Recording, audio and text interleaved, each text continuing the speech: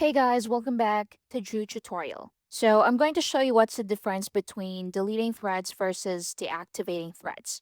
So if you're taking a break from threads or leaving the platform for good, it's important to understand the difference between deactivating and deleting your threads profile.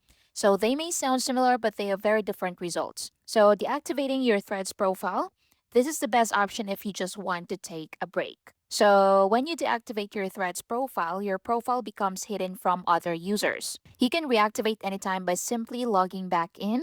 Your data is preserved while your profile is deactivated. So, this option is temporary and fully reversible.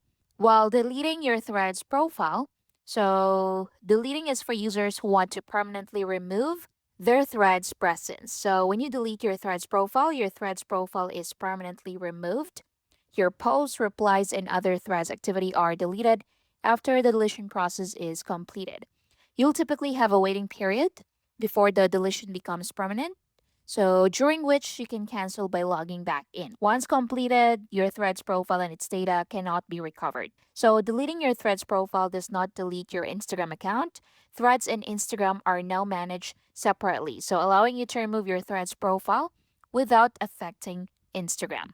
So, which option should you choose? So, choose deactivate if you want a temporary break, or you might want to return later, or you don't want to lose your threads data.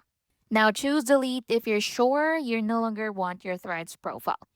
You want your threads content permanently removed, or you don't plan to use that threads profile again. And that's basically it. Thank you for watching. Please like and subscribe.